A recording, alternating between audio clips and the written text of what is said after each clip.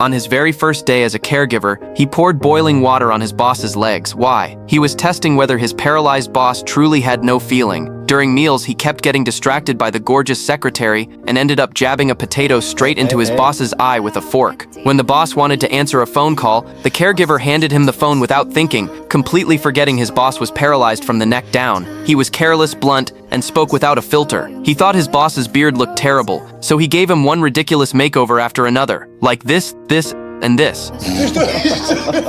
You'd think the boss would fire him, right? But it was the exact opposite. Not only did the boss not fire him, he gave him a generous salary. These two men, different in status, background, and personality, eventually became lifelong best friends. The boss's name was Philippe, a billionaire, but a paragliding accident left him completely paralyzed. His wife died in the same accident. Philippe decided to hire a caregiver to look after him. The generous pay attracted tons of applicants. Some came from elite universities, others had years of experience. Everyone desperately tried to prove themselves, but there was one exception. He walked in wearing casual clothes. He wasn't there to get the job, he was there to get rejected, because if he got rejected 3 times, he'd qualify for government unemployment benefits. So Driss had zero intention of being polite. He insulted Philippe's taste, mocked his lack of humor, and even hit on Philippe's secretary right in front of him. Strangely enough, Philippe wasn't offended. In fact, he found it amusing. All the other candidates were careful and cautious, but Driss was straightforward, funny, and real. So Philippe decided to hire him. He pulled a little trick and told Driss to come back the next day. But Philippe had no idea this decision would rewrite both their lives forever. The next morning, Driss showed up at the mansion on time. He just wanted to grab his rejection letter, but the butler gave him a tour of the entire estate. Every room was luxurious and spacious, with servants everywhere. But what caught Driss's attention most was the bright, pristine bathroom,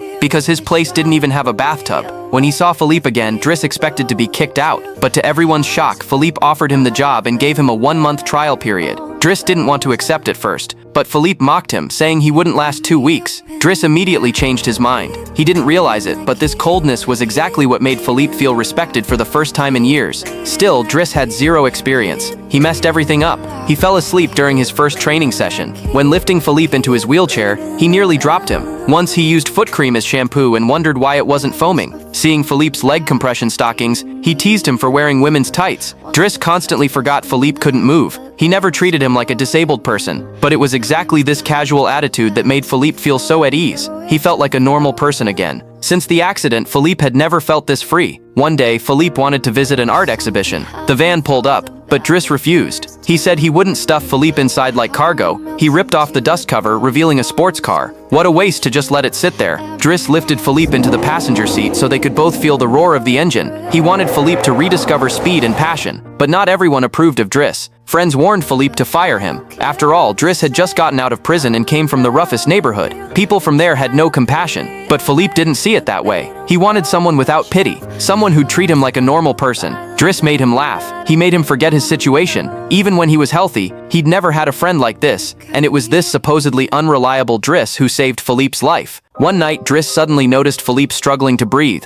drenched in sweat. This was the brutal side effect of his medication. Though his body felt nothing, the pain was very real. Driss didn't say a word. He just wiped the sweat off Philippe's face with a towel and pressed his cold hands against Philippe's skin to calm him down. He stayed by his side until the pain subsided. To prevent another episode, Driss took Philippe outside for fresh air. At 4 a.m., they wandered the streets of Paris. Philippe explained it was called phantom pain. It felt like a frozen steak thrown into hot oil. Driss asked if there was any way to ease it. Philippe glanced at 2 beautiful women ahead and smiled. Driss instantly understood. Later, the two talked all night at a cafe. Philippe completely opened up. He'd been taught to be strong since childhood. He got into the best schools and met the love of his life. He built massive wealth from nothing. Later, he and his wife fell in love with paragliding. They'd soar high looking down at the world. It made him feel free, made him let go of everything. But one stormy day changed it all. He became disabled and lost the wife he loved most. Driss listened carefully but didn't know how to comfort him. Then Philippe suddenly told Driss he'd passed his trial period. Driss was thrilled. No one had ever believed in him the way Philippe did. Soon after, Driss discovered Philippe had a pen pal. They'd been writing for 6 months but had never met or even talked on the phone. Philippe claimed he wanted a purely intellectual romance, but Driss saw right through him. Paralyzed, Philippe felt insecure. He didn't have the courage to face himself now. He feared she'd reject him if she knew the truth. So Driss snatched the letter from the secretary's hands and dialed the number on the back. Philippe panicked. But when he heard her voice, he quickly fell into easy conversation with her. Everything felt so natural. Driss had taken that first step for Philippe.